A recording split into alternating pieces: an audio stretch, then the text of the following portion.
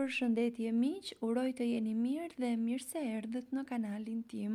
Për ju që më dëgjoni për herë të parë, unë jam Andalina nga sofra ime dhe çdo ditë ndaj me ju receta të cilat i përgatis për familjen time.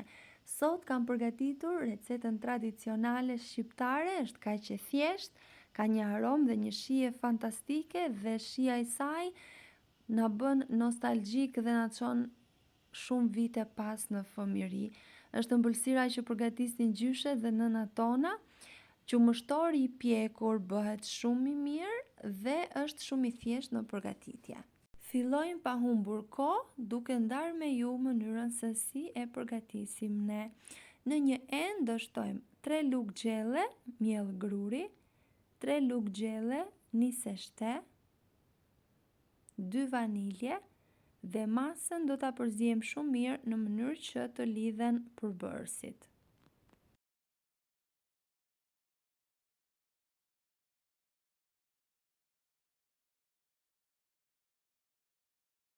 Do vazhdojmë me 4 vezë, 1 litër qumësht dhe masën do ta përziejmë shumë mirë me ndihmën e një teli kuzhine. Dua t'ju kujtoj se nëse jeni i ri në kanalin tim, ju ftoj të hidhni një sy recetave të mia dhe nëse ato ju pëlqejnë, mos harroni të bëni subscribe dhe të shtypni butonin e zilës, kështu do njoftoheni për çdo recetë të re të postuar. Çdo ditë postohet nga një recetë. Pasi e kemi përzier mirë, do ta kullojmë. Kjo është shumë e rëndësishme pasi sado që ta përzieni, do krijohen kokriza. Prandaj e kullojmë dhe vendosim në tenxhere. Do shtojmë 100 gram gjalp dhe 100 gram sheqer. Masa e sheqerit varet se sa të ëmbël e preferoni ju. Për ne 100 gram është e mjaftueshme. E përziejmë në zjarr të ngadalt derisa të trashet masa, duke e përzier vazhdimisht në mënyrë që të mos ju ngjisë dhe të mos krijojë kokriza.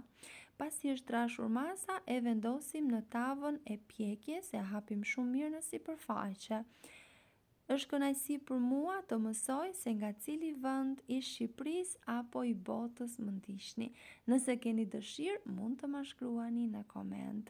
Për sipërfaqen lart do përzijem një të verdh veze me pak qumësht dhe pak sheqer. E përzijem shumë mirë dhe në momentin që është mpiksur, e shtojmë në sipërfaqe dhe do ta pjekim në 200 gradë derisa të jetë gati. Pjekja gjithmonë në varësi të furrës që keni. Kini kujdes pa e djegur, duhet të krijoj atë faqen si kjo ngjyra që po shihni tani dhe duket kur është bërë gati.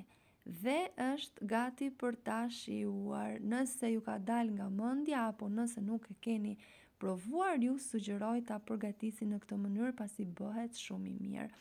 Po ju si e gatuani në zonat dhe në vendlindjen tuaj, sepse unë e di që në zonat ndryshme gatuhet ndryshe. Do doja të mësoja mënyrën tuaj të përgatitjes.